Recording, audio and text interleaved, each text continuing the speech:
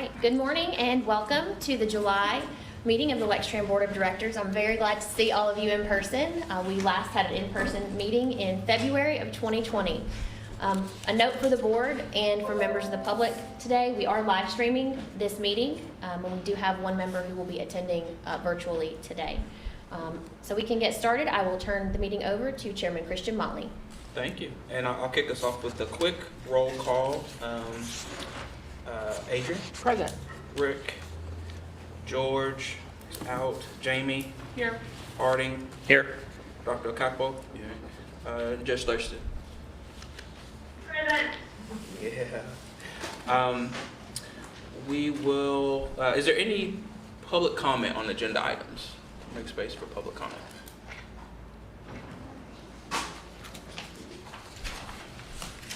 Hey, Rick. Now we'll move to approval of June board meeting minutes. If you need to take a second and review, do that. If not, we'll entertain a motion to approve. I move to accept the June 2021 board minutes as presented. I'll second. All in favor, say aye. Aye. Or opposed? Motion carries. A couple of bullets for the chair's report. Number one, welcome. It's good to be back in the facility. I've noticed we got a couple new gadgets that are really helping to facilitate a meeting that is being held in a hybrid manner. Judge Thurston joining remotely today. A couple bullets just for the chair's report. I got an email from the Fta Triennial Review. I think it's been included into the board packet. The good news is just that there were no findings. I think Jill is going to speak to that here in a little bit. Contract negotiations with the union, they're held last week. That they're ongoing. My understanding is they're ongoing. And keep in mind that Lextran is holding a hiring event for bus operators tomorrow from 10 to 3 here at the Loudon offices. I believe we had a graphic attached to an email we had. If you get a chance, share that, board members. I do a little bit of Instagram, and so I posted it the other day, but I think we all know that bus drivers are in high demand right now, and if we get new operators, I know it'll be helpful. I think that is it for the chair's report. Want to go to the nominating committee report? All right, that is me, and also on the committee was Judge Thurston. So we met and we're really excited, as we talked about last month, to nominate Adrian Taucher as chair and Harding Dow as vice chair. And with that, I don't think we do votes until later, so I can just pass it back if there's any questions. If you would like, I would like to suggest we move the action items up. Okay. You're gonna do the action item. Yeah, we'll move all the action items up. So I'll pass it back to the chair unless there's any questions for the nominating committee. Just a thank you to Harding and Adrian for stepping up. Happy to. Indeed. Is there a motion to accept this slate? Can I make the motion as the chair, as the nominating committee? Okay, so I'll make the motion. Is there a second? I'll second. I'll second if that's permissible. There it is. All in favor say aye. Aye. Aye. Anyone opposed? Congratulations. Thank you all. Thanks. Looking forward to it. All right. Yes, we'll move to the next resolution, staying with the action items.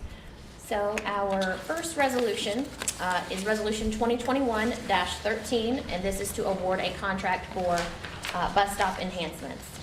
As you'll recall, Lextran has had the RAMP program going on for the past couple of years. RAMP stands for Rider Amenities at Many Places, and that is where we make improvements to bus stops out in the community with the installation of shelters, benches, sidewalk and accessibility improvements, and we are ready to enter phase 2 of that.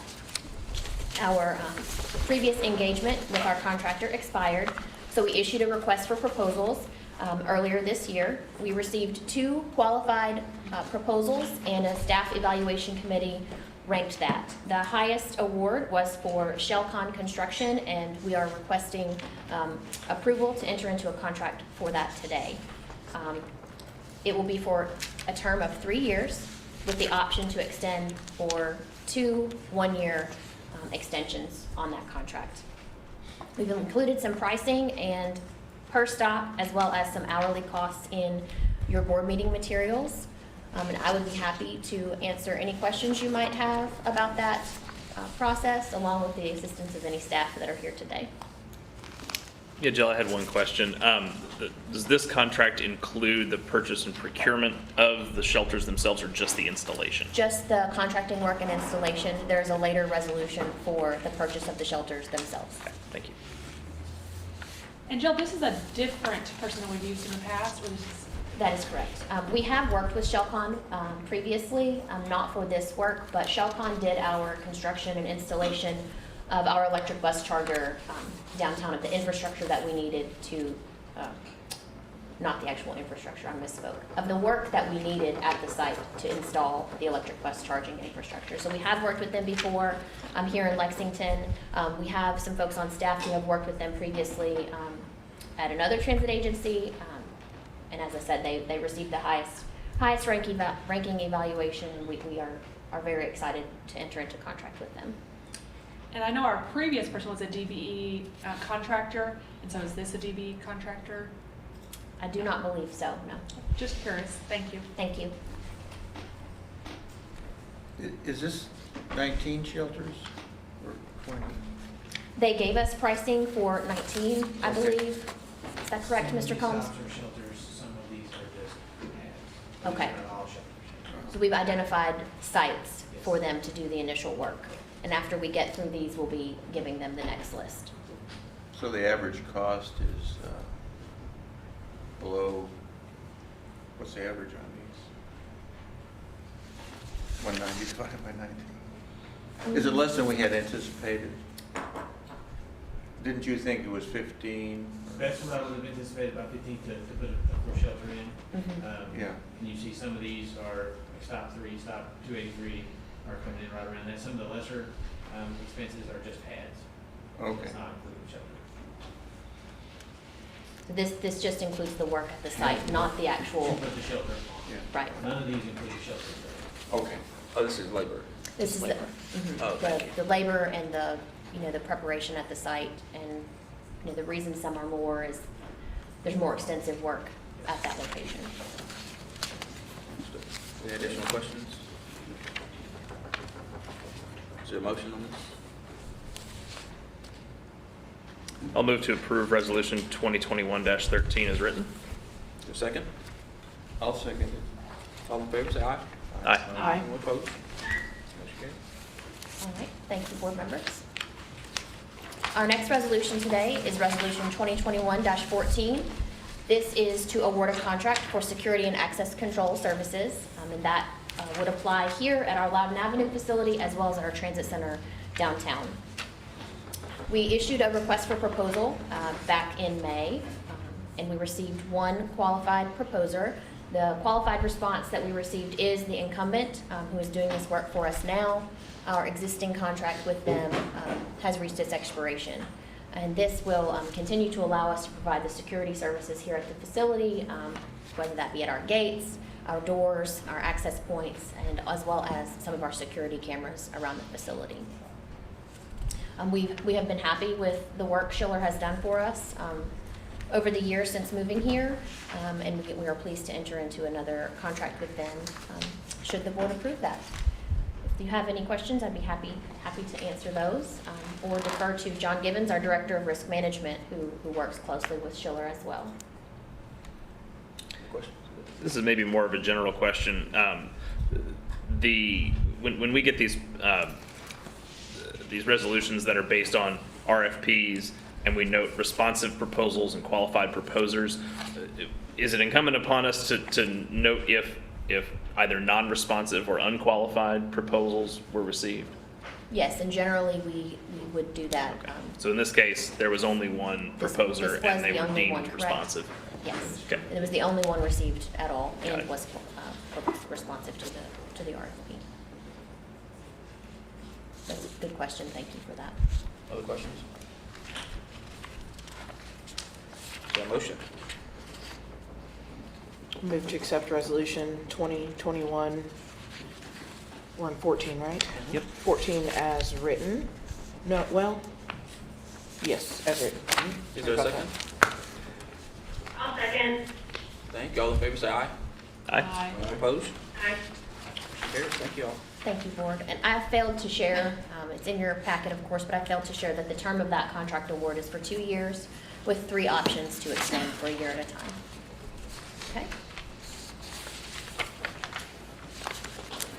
Our next resolution today is Resolution 2021-15, and this is a resolution to purchase the bus shelters that will be used by our contractor at the sites we have identified. This resolution today is to purchase 30 bus shelters.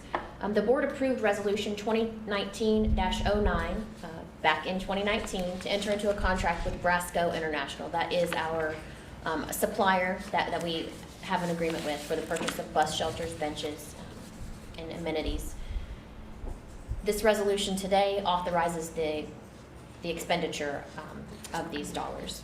So we are requesting authority to purchase 30 bus shelters at a cost not to exceed $176,717. There is a spec sheet that was included for you with a photo of the shelter that we will be purchasing. The source of funds for this resolution are our federal Section 5307 formula funds in combination with local mass transit dollars. If you have any questions, I would be happy to answer those for you. So when we combine what we just approved, the 190,000 and this, we will have financed 30 shelters? Almost. We will have purchased 30 shelters Yeah. and covered the cost of installation for not quite 30 of them. Well, Some these- of, go ahead. With the ones above 19, do they require site work too? They may, we may use some of this 30 to do replacements for Mhm. shelters that have been damaged, that are Okay. currently existing. There may not be additional site work needed. If there is additional site work needed beyond what was included in the other, and if that would exceed or would require board approval, we would bring that back to you. Well done. Thank you. I do want to make sure that the board knows we have been given a very, I should say, a longer than desired lead time on the purchase of these shelters. So once we get this resolution approved, we are full speed ahead to try to get them here as quickly as possible. We have a handful that are currently on order and have been for probably a month to 6 weeks, and we are not expecting those until closer to the end of the year. So with supplies and materials, we've been given a long lead time, but we are doing our best to get that ball. So is that to say lead time is roughly 8-9 months? Not quite that long. Okay. I think they told us 20 weeks. Is that correct, Glenda? Thank you. Any questions? Is there a motion? I have a couple questions, sorry. Please. And nothing dire, don't worry. I know that the resolution only includes one delivery. Are these delivered to a central location and then the installation would be taken over by Shellcon from that Correct. point? They're picking Correct. them up from a central location? They should be delivered here. Okay. And then I know that it's common for public entities to be able to enter into purchasing agreements. Was this procurement done through a purchasing agreement or was it done by hard bid? I'm not sure how to answer that question, but what I will say is when we entered into the contract with Brasco back in 2019, that process basically approves their response and approves their prices, and we enter into a contract with them, and they hold that price for us. Okay. Sometimes they include an inflator, and they did based on the PPI here. Okay. Because this dollar figure today exceeds my spending authority. That's why this then comes to the board Okay. for that approval. I don't know if that answers Let me your ask it a question. different way. Okay. Was it a competitive RFP when it was initially Yes. explored? Yes, Okay. it was not an IFB, or well, I guess an IFB is also competitive, but it's price only. Right. The request for proposals looks at price, but also other considerations, like the products that are offered, delivery, responsiveness, and references. Got it. Thank you. I have one follow-up question, Jill. Is this, because I see this comment about a similar style at Costco at Polo Club and the Mhm. Amazon Fulfillment Center? Correct. Is this a newer style than we've traditionally installed? Or different style? Somewhat, yes. The vast majority of the shelters that you will see out in the community today do not look like this one in the photo. So it is one we have just somewhat recently started using, but it is a little bit more modern, and the upkeep on it is somewhat easier too. I appreciate, Jeremy, you asking that question. I had a question about the same thing, and what are the factors that we were considering in just like this style? Upkeep? It sounds like Upkeep is part of it. Yeah. Obviously, aesthetics is part of it as well. You know, some of the folks have even commented as recently as yesterday. We were with a council member yesterday and commented about one of the shelters that's in place, that's been in place for a while. It looks a bit dated. This is a little bit more modern, and also fits with our current facility where we are today.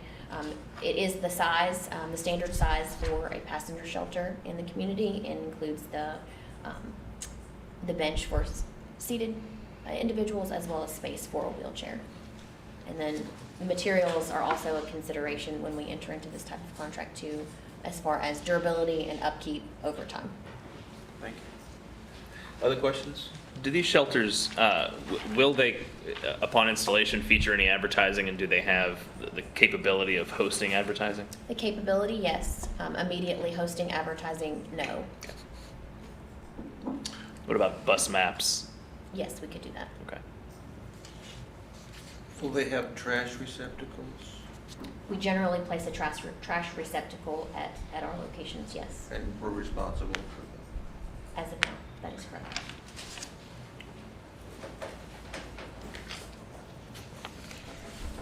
Is there a motion? This 15, a motion to approve 2021-15 as written. One second. All in favor, say aye. Aye. Anyone opposed? Aye. Thank you. I can take this one. The next 2021-16 is the resolution requesting authority to enter into a contract for management services. And we had a team, as you all know, that included myself, Adrian, George, and Jamie, that reviewed 3 proposals, the ones that are listed in TransDev, won the bid. One significant update is that we have typically done 3-year contracts. I think 3-year contracts with 3-year options, I believe 3 opportunities to extend by 1 year. Is that right, Nikki? 2 years? And this contract is a 5-year contract, and that was, I believe, a proposal either from the Finance Committee or from George himself in conversation about where to go next. So I think that's a significant change. But any feedback or input, Adrian or Jamie, that you want to add? Or questions from the group? You know, in reviewing all the proposals, they were all responsive, but it was clear through the process that for the size of our transit authority, as well as the needs of our community and our previous relationship with TransDev, made them, it was clear that they were the selection, the choice to be made. Excuse me. Any questions from the board? Can I ask how the legal services are parceled out between any in-house counsel that Lextran may have and TransDev's counsel? Nikki? Or Do you want me to answer that? I'll let you go ahead, and if there are any questions, I'll follow up. Okay, the legal services that we use for Ann Tyler would be things such as resolutions, board meetings, contract, and we also use her firm for some employment issues, things like that. The legal issues that we have with TransDev involve things like arbitrations, contract negotiations, that's the big one. So that's why you'll see that one of the years, because contract negotiations are usually every 3 years, you'll see one of the years is a little higher, that's a contract negotiation year. So that's the main difference. Thank you, Nikki. Generally, the easiest way to think about it is labor versus non-labor, union versus non-union. Okay. So your run-of-the-mill routine legal activities go through McBrayer, and any labor union issues go through TransDev. Got it, thank you. Thank you. Other questions? Or motion? A motion to approve 2021-16 as written. Second. All in favor, say aye. Aye. Anyone opposed? Motion carries. Thank you. I would like to say thank you to the board and the evaluation committee. Of course, this is always a slightly awkward process to go through. I think this is Byron's first time going through this particular process. But we are very pleased, and thank you very much for your confidence in TransDev and us getting the opportunity to continue serving. So thank you. Thank you. We can move now to performance report. Yes, we can move back to the performance report, and I will turn that to Mr. Fred Combs. One note that I failed to mention earlier in the meeting is that we recently welcomed Ms. Catherine Moran as our compliance specialist. She is here with us today. Very forthcoming in a couple of months, we may have a resolution for her to serve in some capacity. Not 100% certain on that yet, but she will help fill a role to maintain compliance with Lextran for Title VI requirements, some EEO requirements, and some ADA requirements. The person who was previously serving in that role left in March of 2020, and we have somewhat tag-teamed the duties over the last year. I'm very pleased to have Catherine with us. She previously worked for the state in a similar compliance role, but different area of expertise. So we're very pleased to have her on board with us. So welcome, Catherine. I don't think I have any other announcements, but I will give the performance report to Mr. Fred Combs. All right, thank you, and it's so awesome to be standing. I feel like though I should have my headset on. I'm happy to bring you our performance report for June 2021, and also to share our mission statement. We serve people in our community with mobility solutions. So highlights from June, we've had a couple of conversations at the board level about our radio communication system. So that's a mission critical project that we had, and we've migrated our radio communications to the UCG P25 radio system. That was a pretty big hurdle to jump. A lot of kudos to give to staff. Alan Jones played a huge role, so kudos to Alan. And Noena, they're both behind the curtain here doing the screening, so thank you guys for that as well. Jason Ball and his team of supervisors, Jim Barrett and his team of supervisors, it really took a team effort to get this radio communications project completed. But we've been on the new system for about 3 weeks now, and things have gone fairly smoothly. We welcomed a new class of operator trainees in June, a new class of 5 who began their career here in June. Our community events are back in full swing. I feel like there was a lot of that pent-up demand after the pandemic sort of let us do some of those things again. We had 14 events, including how to ride sessions, travel trainings, job fairs, and neighborhood events. Our human resources team deserves huge thanks and kudos. So Nikki, thank you for our open enrollment process that helped all of our employees choose their benefits for the upcoming year. And you helped me, so thank you for that as well. Special accommodations to share from June. This commendation came from a passenger that says, I want to say that your bus driver, Roy, which is Roy Campbell III, is great at his job. He cares for his passengers, and he has a smile on his face every time you see him. Another passenger shared a story with us that as the bus was preparing to depart, Mildred Hunt showed good customer service by letting the customer on and not rushing him when he started asking questions. She let him sit down safely before pulling away from the curb. Another commendation was for Angie Jones, one of our CSRs. A community partner from Voices from Hope was updating some of her forms, and Angie was kind and helpful with that process. And I think the way the community partner said it to us was she was all sorts of confused, and Angie helped her get straightened out. So kudos to Angie for that. And a representative from Mountain Comprehensive Care shared that she purchases her passes from our transit center customer service window.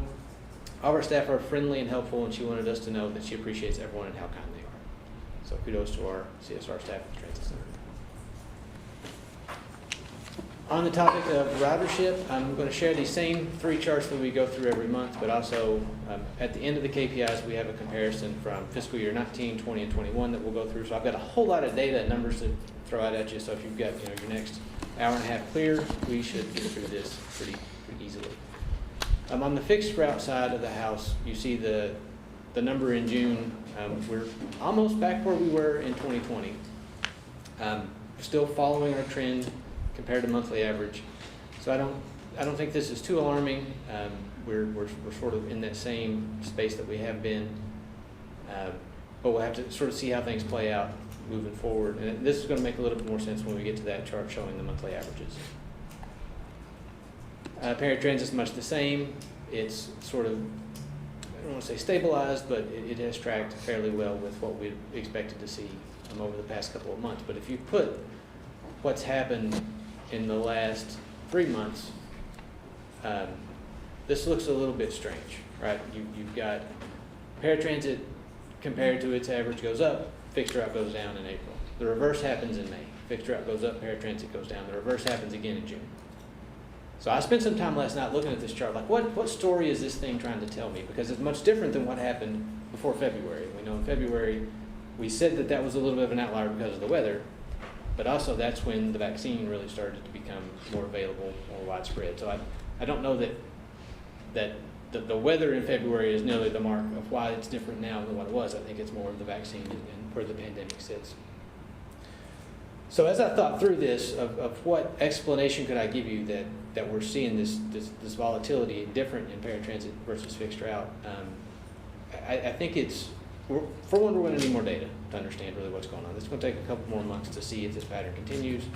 But two, I think there's a little bit of an optical illusion going on. I think that there is you can almost draw a line, a flat line here for our paratransit service up through January of about 25%. And we would be above or below that a couple of points every month. You can almost do the same thing here for fixed route. Draw a line at about 43%. We're a couple of points below or above that from July through February. I think that is happening again. It's just that this line is a little bit higher at about 15% for paratransit and a little bit higher at about 30-35% for fixed route. That's what I think is going on. But we won't know for another couple of months until we see some more data. But I know when I saw this doesn't look like I expected it to look. And I wanted to give you my best guess as to what's going on. Brad, can I ask one question? Sure. Is this graph month over month change or change relative to that 5-year average that's on the previous slide? This 0% is that's our monthly average. So that's what we expect to be. If we're right at what we expect to be, we'll be at this dark bar. In July, this is where we were. For fixed route, this is where we were for paratransit, and this is the gap between. So the way to read this is these points represent the distance between these two dots. Yep. Does that help? Mm-hmm. Okay. And Fred, I have one more question on the last graph. So the average ridership is the gray one, and the green ridership was our 2020-2021. Were we already pre-COVID trending below our average, if I'm reading this? Before COVID, we were above the average. Okay. We were doing well, and this dot in February would have been up here. So this dashed line is our 2020 numbers, just raw numbers. Okay. So we would have been above this gray line in February and back for the past few months. We were doing pretty well. And then we crashed out in April and really crashed out or March, really crashed out in April. So that's where you see this downward. And the reason the green line is below is because it's pulling in the COVID numbers and it's dropping lower? The green line is where we actually are for that month. So this is June 2021, this would be June 2020. So we're a little bit better in paratransit this June than we were last June. Don't you think it should be better than that? In paratransit, we're inching closer and closer back to the average, but And then fixed route too. Fixed route, I would have liked to have seen a little bit more than where we were on 21, or where we were in 20. But again, through the summer, things really slow down. And I think we talked about this a little last month. We're going to have a better sense of what's going on when the semester starts back again. Sure, sure. But if I'm understanding this correct, you know, last June we were right, I assume we're kind of in the middle of the pandemic. Yep. Right. And you know, there's so many factors. And Yeah. when I was trying to think my way through this chart, I was thinking about how correlated these two things are between paratransit and fixed route. You know, if you get into statistical analysis, and I'll try not to get into that because everybody knows I can go on and on and on. But there's a thing called multicollinearity. When you have two variables you're looking at that are so correlated with each other, it messes up the analysis you're trying to do. And it looked like that the correlation between these two up into February was fairly close. When one went up, the other went up. And this now looks like it's flipped. So what you do then is you look at those external factors. So that's when you look at your employment and you look at gas prices and you look at those things to see what effect that it would have on ridership. And there are some things now that are in this economy that I don't know that transit's ever really looked at. And one that I can think of off the top of my head is the price of used cars. If you see that the price of used cars has gone through the roof, how does that affect transit ridership? I'm not sure that study's ever been done. I've not seen it, but there has to be some sort of relationship there. We know gas prices. We know when gas prices go up, ridership goes up. But there's other things that's going on in the economy that's never happened before, and I don't know that the researcher into transit have really approached. And that's why I can't give you clear answers as when I see something like this, what is truly going on. I can only give you sort of my best guess at it. We could have lost riders for some long period of time. We have. We have, We and that's have. go, yeah. Yes, we have certainly lost ridership. And it could last a while. Yes, yes, for sure. And we'll see some of that when we get to the comparison from fiscal year 19, 20, and 21. We'll see just how much we've lost. But absolutely, it's going to be a slow climb to get back to where we were. Well, Fred, I just want to say, I think this is very important. I really, really appreciate you digging into us and showing this every month. So thank you for the time you spent and the whole Lextran team on these numbers. Thank you. So our June productivity, like we've been talking about for the past few months, our ridership is down. We'll get into the 20 versus 21 in a moment. Revenue miles and hours, we've done more this fiscal year than we did last fiscal year. That's to be expected because during the pandemic we did have some service reduction that kept those miles and hours a little bit lower than what they would normally be. The numbers of productivity, we can get into those again when we get to the comparison. I think it makes a little bit more sense to look at those 3 years together. Our safety chart. I mean, John gets a call from me every month. John, what are you seeing? What are we talking about? We see this preventable accidents number. It's a little bit higher than what we'd like it to see. John says sometimes you just have those months. And I think this was one of those months, but over the year we've done really well. I think this has been a pretty good year overall.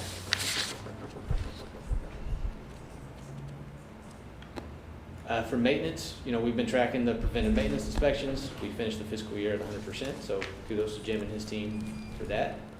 Our miles between road calls is at about 5,000, and we can see that again as we get into this comparison from fiscal year 19 to 20. And I told you I had a lot of numbers to throw out at you. Here we go. So we were at about 4.2 million trips fiscal year 19.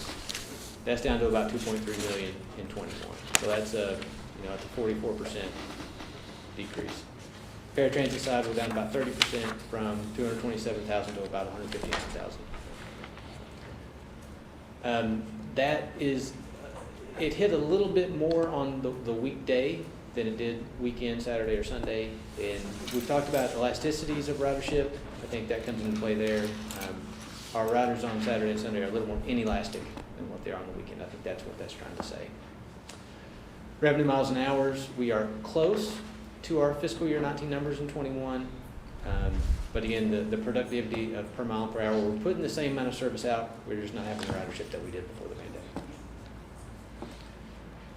On-time performance in both paratransit and fixed route, we were 90% in 19, we're up to 94% in 21 on both, so I think that's a very good improvement. Our operating expenses have been down a little bit in fixed route, both per mile per hour, and in paratransit it's by trip, so when trips are down, our operating expenses are down.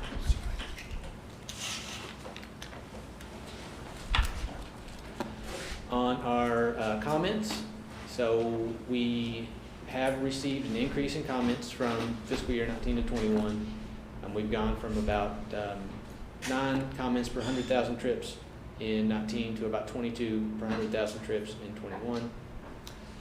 Same thing in paratransit, we had 112 per 100,000 trips in 19 up to 165 in 2021.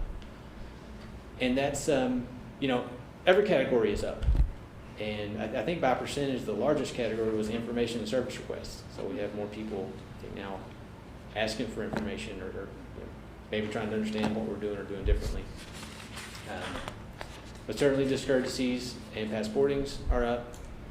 We've talked about those in the past few months. We're still certainly focused on those to try to get those down over the next year. On the safety side, our preventable accidents, we talked about maybe we're a little bit higher this past month, but over the year at 1.46 for the fiscal year, that's a pretty good number. We're back sort of in line with where we were in 19. Our injury frequency rate, we were above where we were last year, but we did fewer miles and hours last year, so I think there's a little bit of correlation there. We're still below on both injury frequency and workers' compensation claims in 21 versus 19. Miles between road calls and PM inspections, both very strong out of maintenance. Up to 6,500 miles in fiscal year 21, over 6,000 in 19, and that 100% completion for the PM inspections. Very cool to see. Fred, one follow-up question. Sure. As we enter FY22, will we measure customer feedback against FY21, knowing that it was different, or will we measure against an average? I would like to keep measuring against 21. I mean, we'll always have these numbers. We've changed the way that we collect comments, changed the way that we're processing comments and input comments. That can explain part of the reason that these things have gone up. It's not going to explain everything, but I do think it's going to explain part of it. So I feel like we're doing a better job in 21 than we've ever done before. So I would like to continue to compare it back to last year. Knowing that it's higher than typical. Yes. Is it higher than typical, or were we artificially low in 19? That's one thing, and Jill and I have talked about and tried to. We can't tell you for certain which way it truly is, but Right. we think that maybe we were artificially low in 19 and we're closer to reality in 21. We've spoken extensively about this. I've spoken, with Fred. I've also talked with Jason because, fortunately or unfortunately, the majority of comments that come through are about Jason's employees, the operators. And when you categorize this as a passporting, 5.4 passportings for every 100,000 trips. Then you look back at FY19 and it was only 1.2 passportings for every 100,000 trips. Like that almost doesn't seem possible with as many trips that we provide every day and every month. 1.2 almost doesn't seem possible. So we know that we have improved the process over the last year for how we record and capture customer comments. So it does make me wonder that if we used the same process today that we used, or if we used back then the same process that we use today, would that number have been the same or would it have been higher? I believe, I have no way of validating, but I believe that there are two things going on, and one being that we are doing a better job of capturing, but on the other side, there are probably more passportings and more reports of discourtesy from customers. So I think it's a double-edged sword there. But again, that's my theory, would be difficult to prove that. But we are keeping our eye on that, talking extensively about past boardings and reasons for past boardings and discourtesies. And I've also had a conversation as recently as last week with an operator who said himself, you know, the presence of a barrier, you know, whether I am being discourteous to someone or whether a person in the store is being discourteous to me, you know, the barrier leads to some of that perception of not as friendly an interaction. So I think that might be some of it as well. And as you will recall, everyone on our bus, including the operator, is still required to wear a mask, and that can make it difficult to hear or to communicate or to see some of that nonverbal communication that takes place as well. So I again, believe, cannot prove, but believe that may be some of it as well. And so 2 follow-up questions, because at one time we had talked about some of this was other passengers complaining about passengers not wearing masks, some of the comments earlier on in the year. But we're saying some of these majority of these comments aren't related to complaining on other passengers. Generally what you will see here is a passenger or a customer complaining about something related to an operator or the schedule or something of that nature. It's not, I think that was a blip in time where passengers were complaining about one another. I don't think that's an ongoing thing. And that was it still September, according to the federal regulations on public transportation on masks? As of right now, yes. September is the expiration of the mask mandate. You know, with recent news, I do not know whether or not we will see that extended or eased. That remains to be seen. Thank you. You're welcome. Could I just ask one question about how we're capturing these? Could you refresh on what the changes were and how we are gathering the data? So we have a couple of lines of communication. We've got comment cards at the transit center. We've got, you can call in, you can send an email, and I think the email is really, I mean, would you not agree, the email intake of complaints since we started info@lextran.com? Yeah, the website to the update. The update to the website has been a big one.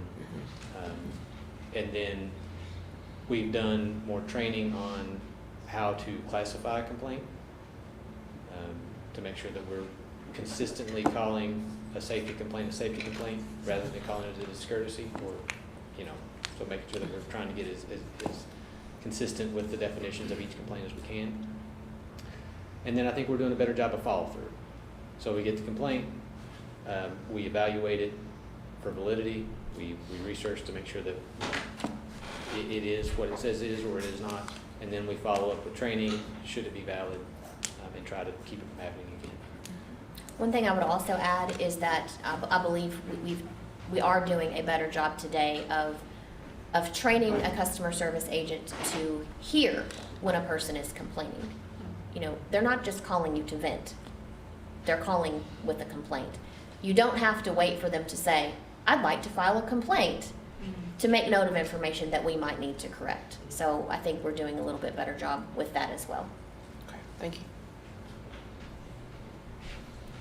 Any further questions for me? Is fiscal year 21 the first year that you feel like the process has changed? So this is sort of the first year of data that's following the new model? I do, and even some of the follow-through, we updated the process as recently as January 1st. And that gets into more of the validity versus non-validity rather than just the intake. So we are continuing to improve on how we handle these from the time that they are brought to our attention to the time that we can completely close those out. Thank you. That's great. Got to turn it to Nikki for financials. Thank you, yes.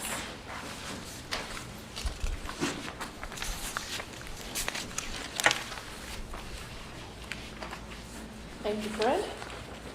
Very nice to see everyone. And we thank you for sharing our hiring event tomorrow with anyone that you can share that with. We've seen all over the country that it's been hard to hire operators, so we appreciate it. Our HR manager back here, Wade Maria, she's been running around like a crazy person trying to get people hired, so we appreciate that, and so we'll look at the financials for June. As you'll note, that these are unaudited financials, which means that we have closed the year to bring you the financials, but there also may be adjustments when we have the audit. We have some June 30 adjustments for some grants, and they'll have some adjusting entries for that. We will have, the auditors will be here for 2 weeks in August, and then we will present the audit to the Finance Committee in September, and it will come to the full board in October. So you will see those final numbers. Our operating cash is very close to what it was last year, thanks to the CARES money, as we all know. If you'll see our work in process, that is that's $3.5 million. That is the money that we will receive from grant funds. Part of that is a bus purchase. So when we receive that money, you will see that increase our cash. But some of those adjustments will be the adjustments during the audit. If there are no questions on the balance sheet, I'll go on to the other one. Oh, whoops, sorry, too far. There we go. Statement of revenue and expenses. Our revenue, we're very, very happy that our property taxes came in. There was 1.5% over 2020, and I think we had budgeted 1.5%, so we were very pleased with that. And our passenger, that was property taxes. I'm not sure if I said property taxes. Passenger revenue is increasing slightly, as Fred had mentioned in some of his numbers.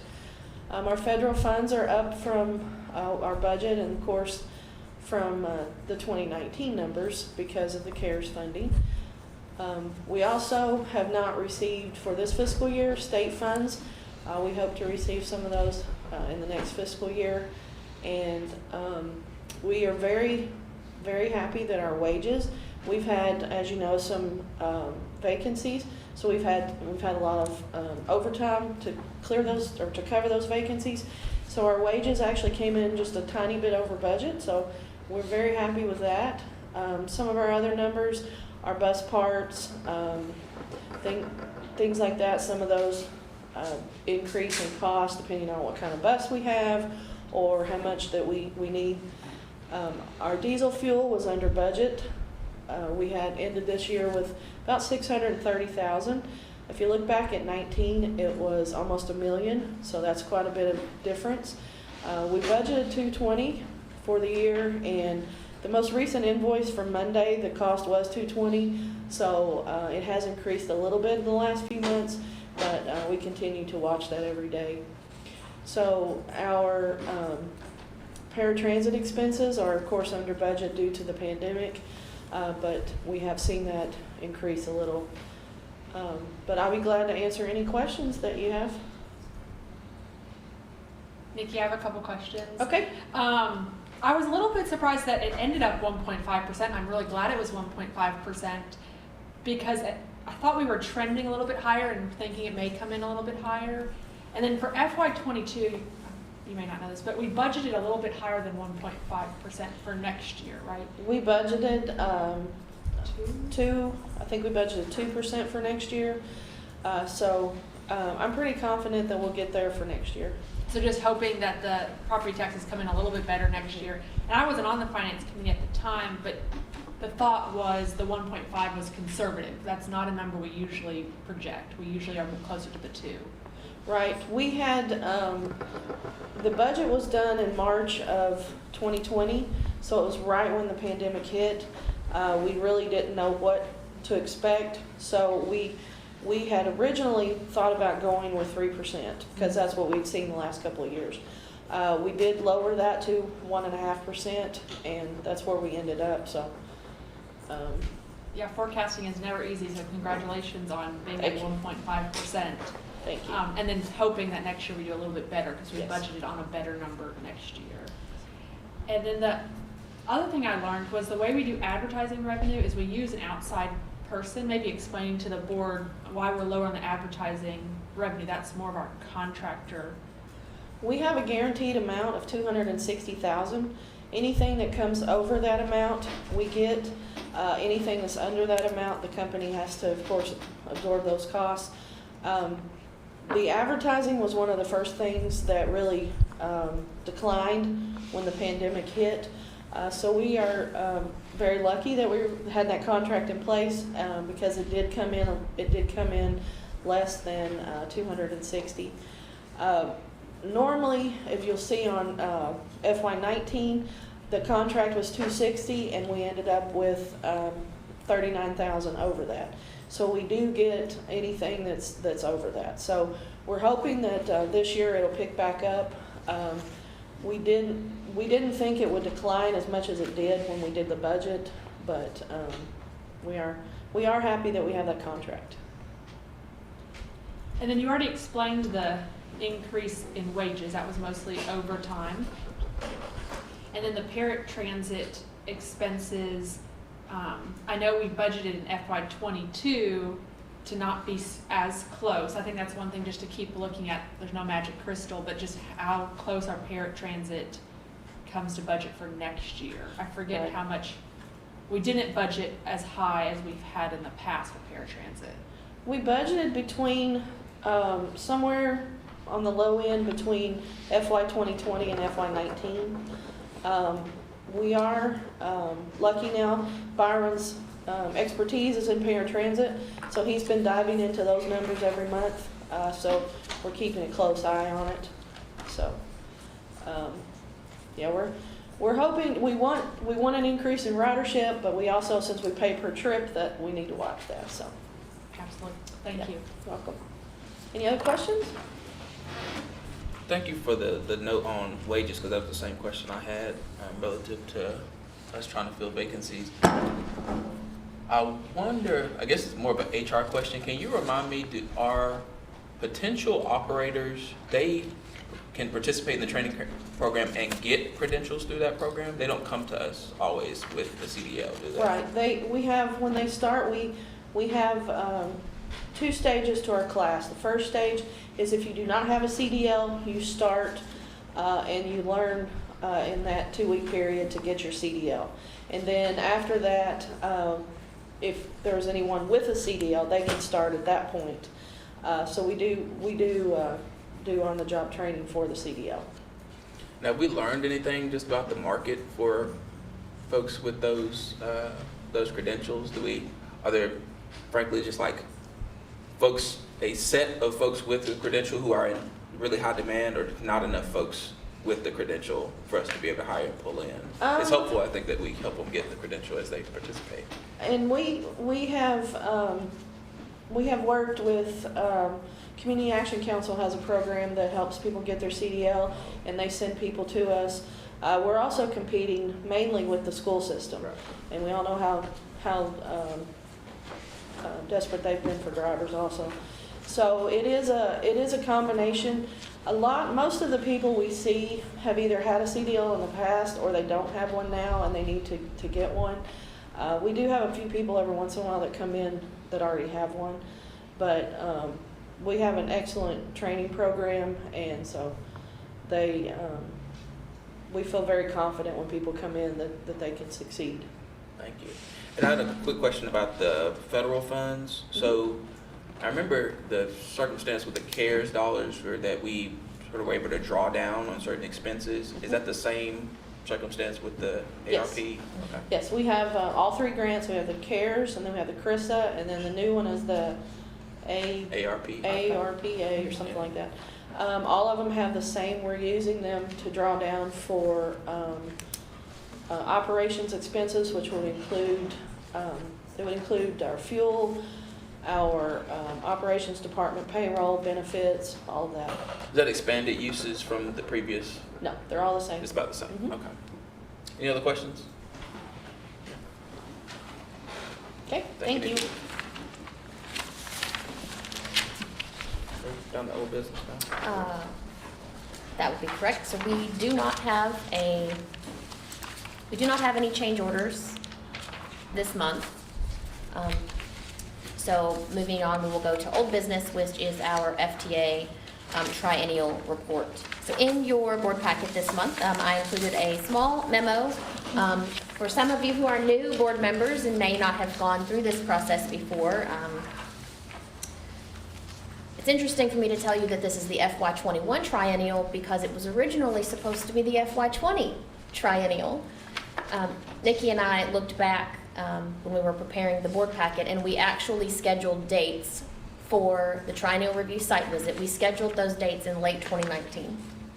So we were all set for September 2020 for them to be here in person, and obviously we all know how that went. So all FTA triennial visits were postponed, time-wise, of course, and then the site visit, which has traditionally taken place in person when someone from the FTA or their consultant would come visit you, they did everything via Zoom. We did all of that. We did all of that virtually. And I'm going to ask the team if you need me to stop talking because we seem to have a... Carry on? Okay. We seem to have a streaming issue. So we had our FTA triennial review virtual site visit back in April. And the FTA for these reviews looks at 21 areas of compliance. And while I get to deliver this report to you and tell you all what a great job we did, the thanks really goes to the team that's in the room. They did the huge lift to help us get through that process. So thank you, Lextran employees and directors and coordinators and specialists that are in the room today. Thank you for your lift to get us through that. Because when FTA asks you for a document, you need to produce it very quickly. And obviously we submit things to them in advance, but they ask for things on the fly as they are going through that. I'm very proud to tell the board and to tell the team that there were no deficiencies found in any of those 21 areas on the compliance side of that. And I don't recall a report with no findings in quite some time. So I'm very, very, very pleased to tell you all that. As Mr. Motley shared earlier, that final report goes to him before it comes to me. So that was sent back in June. It was actually sent on my birthday, so that was a wonderful birthday gift of no findings. So I was very pleased with that and sharing that here for the board today, included in your report. And we will add that to our website at lextran.com following today's meeting. So that is available for public review. If you have any questions about the FTA triennial and anything that they include there, we will do our best to answer those for you. Any questions? Thank you. All right. Any new business? I do not have any new business today. Proposed agenda items? We have a couple of resolutions proposed for the coming months. If, as a board, you feel like, man, we've been doing a lot of resolutions to renew things, you'll recall that we moved into this facility just more than 5 years ago. So a lot of the contracts that we entered into for 5-year engagements have expired or are coming due. We do have a small update to our procurement policy that we will be bringing to the board, and that is a direct result of something that FTA advised us on during our triennial review. So we need to add some provisions of clauses in our policy. We have already been doing those following the FTA review, but we will put that in our policy to make that official. We will have a contract coming for electric motors, a contract for office supplies, and the reason for that is just the duration of the contract and how much we would spend over that lifetime, as well as a contract for an electric bus, our next purchase of an electric bus. I also want to tell the board that just last month we received our first 2 Gillig long-range battery electric buses. So those are here on property. They are not yet in service. We are putting those through the final commissioning and inspection process before those go into live service on the street. But I did want to make you aware of that. We do have our 2 newest buses here. So very, very excited to get those. Do we know what routes they'll be on? We do not. They should be able to be much more flexible than the routes or the vehicles that we have now. They will charge here overnight as opposed to charging at the end of every trip. Okay. Wow. As an aside, was the Gillig the bus that was out at the celebration? I believe so. That's the one I got to like snoop around a little bit. So. I believe so. Just checking. I believe. All right, in no closed session today, if there are no other questions, concerns, all minds, hearts clear, we entertain a motion to adjourn. So moved. Is there a second? Second. All in favor say aye. Aye. Aye. Anyone opposed? We'll head off. Everybody enjoy your day. Thank you all. Thanks, Thank you. everyone. I'm not so sure.